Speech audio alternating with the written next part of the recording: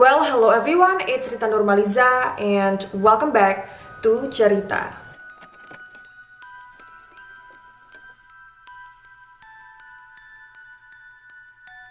Kalau misalnya membahas tentang YouTuber, pasti yang kita bayangin itu adalah muka-mukanya Atta Halilintar, Ria Ricis, Rita Nurmaliza. Nah, gak apa-apa lah ya nyebut nama diri sendiri agak narsis dikit. Nah, siapa sangka kalau ternyata ada beberapa YouTuber yang berubah jadi pembunuh keji. Aku udah research sedikit ya tentang hal ini dan ternyata setidaknya ada 4 YouTuber yang berubah menjadi psikopat yang akan aku bahas di video cerita kali ini. Kira-kira siapa ajakah YouTuber yang dimaksud?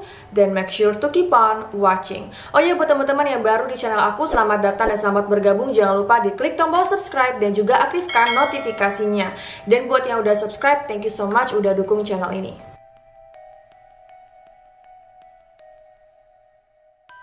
Yang pertama, Nasim Najafi Akdam, sang vegan psikopat.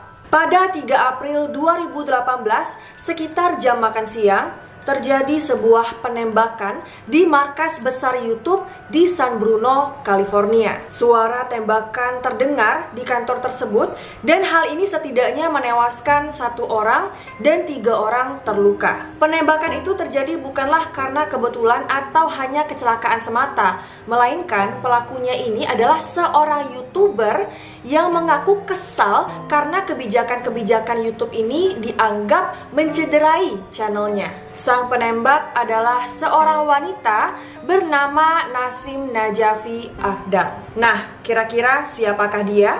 Nasim adalah seorang perempuan imigran Iran kelahiran 1979. Sebagai seorang wanita keturunan Timur Tengah, dia sangatlah mahir berbahasa Persia, Azerbaijan, dan Turki. Selain itu, dia juga fasih berbahasa Inggris. Keluarga Nasim yang telah lama tinggal di Amerika Serikat adalah penganut sebuah agama bernama Bahai.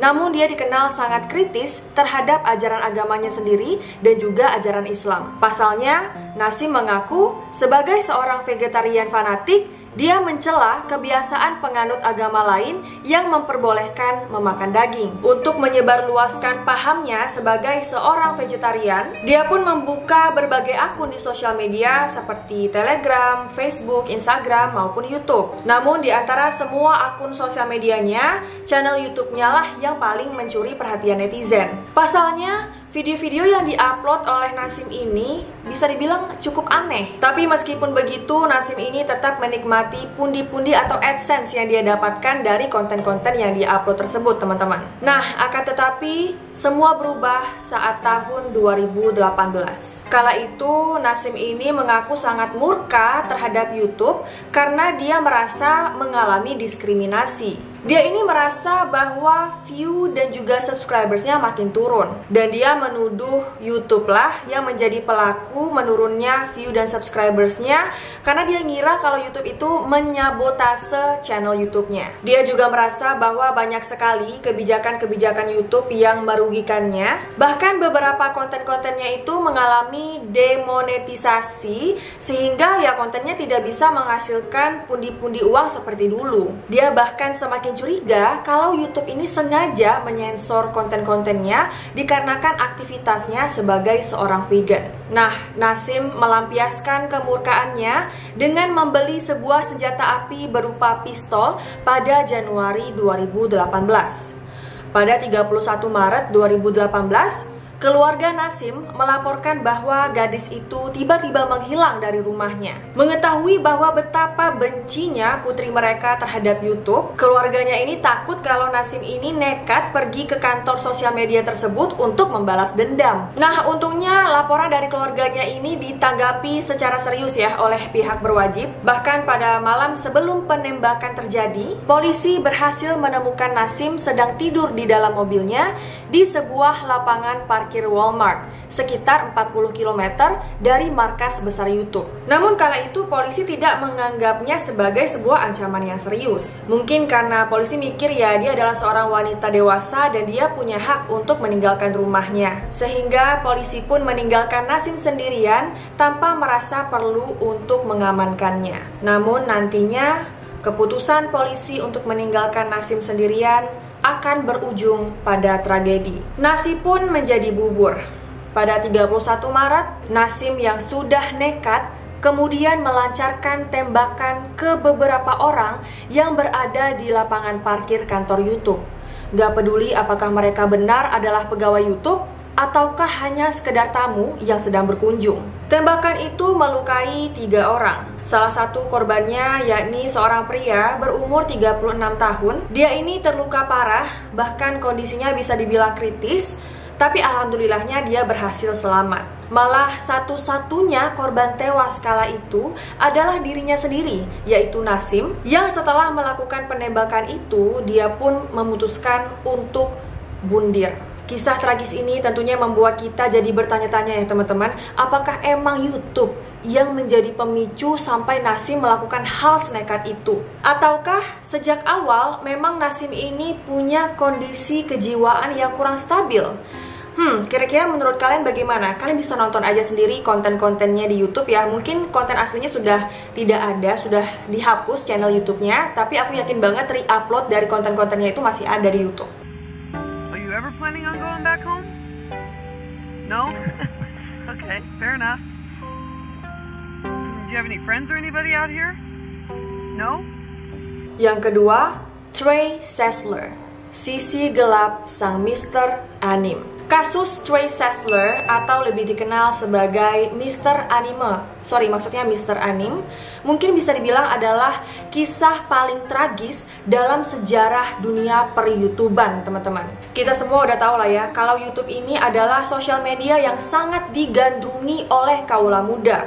Bahkan YouTubers itu ada banyak banget teman-teman. Nah, salah satu yang cukup sukses pada awal-awal bermunculannya channel YouTube adalah seorang pria bernama Trey yang lebih dikenal dengan nama channelnya yakni Mr. Anim. Sesuai dengan namanya, dia sangat suka mereview berbagai macam anim dan memperoleh cukup banyak subscribers berkat reviewnya yang dianggap informatif. Mr. Anim ini dikenal sebagai seorang pria yang jujur dalam beropini. Berbeda dengan para YouTubers lain yang umumnya melakukan berbagai gimmick hanya demi mendulang view, seperti semisal melakukan reaksi palsu atau bahkan pacaran settingan atau naik kuda pakai topeng. Siapa ayo?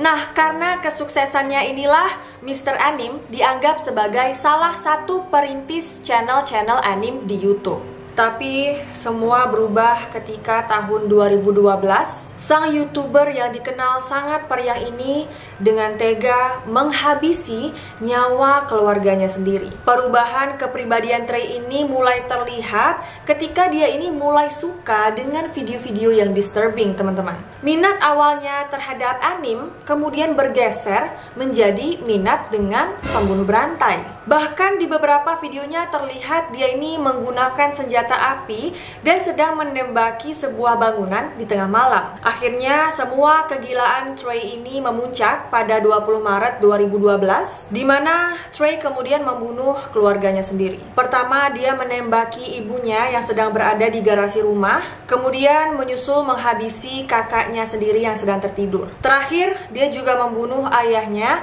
yang terbangun ketika ayahnya ini mendengar suara tembakan tersebut. Nggak hanya itu, dia juga menghabisi semua hewan peliharaannya di rumah itu sebelum akhirnya dia membawa senjata api dan juga sekitar 100 amunisi ke sekolah menengah atas Waller High School yang gak jauh dari rumahnya. Ternyata, selain menghabisi nyawa keluarganya sendiri, Trey juga berkeinginan untuk menghabisi nyawa 70 murid yang berada dalam sekolah tersebut. Ternyata selama ini dia begitu terkesima dan mengidolakan penembak massal sekolah, seperti Dylan dan Eric Harris, yaitu sepasang remaja pembantai sekolah Columbine. Bahkan alasan utama dia untuk membunuh kedua orang tuanya adalah agar mereka tidak merasa kecewa ataupun terluka setelah mengetahui aksi penembakan massal yang akan dilakukannya tersebut. Tapi sebelum sempat melakukan aksi kejinya, dia ini tiba-tiba merasa menyesal dan kemudian pulang ke rumah.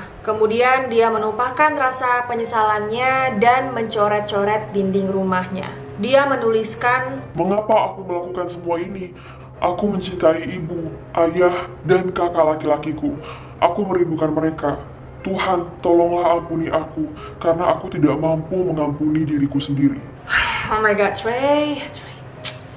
Dan tentu saja karena perbuatan sadisnya, Trey ini langsung ditangkap oleh polisi. Penangkapan Mr. Anime itu tentunya membuat komunitas pecinta anime di YouTube menjadi heboh. Bahkan banyak para pemilik channel anime lain di YouTube seperti The Lava Buster, Magus X1, The Heart Mode, Bionic Slime, The Anime Overviewer, The Anime Room, dan AFF 101 mengungkapkan reaksi mereka terhadap kejahatan Trey. Mereka semua mengaku nggak percaya kalau ternyata seorang YouTuber yaitu Mr. Anime yang dikenal kalem, periang, bisa tega menghabisi keluarganya sendiri melakukan semua aksi keji tersebut, dan mereka yakin bahwa kayaknya Mr. Anime ini tuh mengalami gangguan kejiwaan. Nah anyway, setelah dia ditangkap, Trey dijatuhi hukuman seumur hidup di dalam penjara. Trey menerima dengan ikhlas hukumannya itu, bahkan dia menolak apabila suatu saat dia dibebaskan bersyarat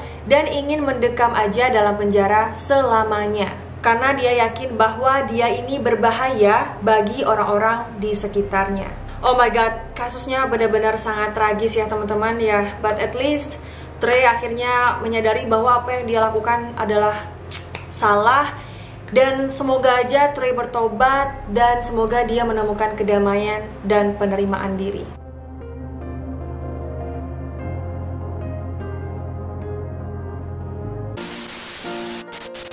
Terjadi sebuah penembakan di Terjadi sebuah penembakan di San Diego, California. Oh my god. Terjadi sebuah penembakan di kenapa susah banget? Terjadi sebuah penembakan di markas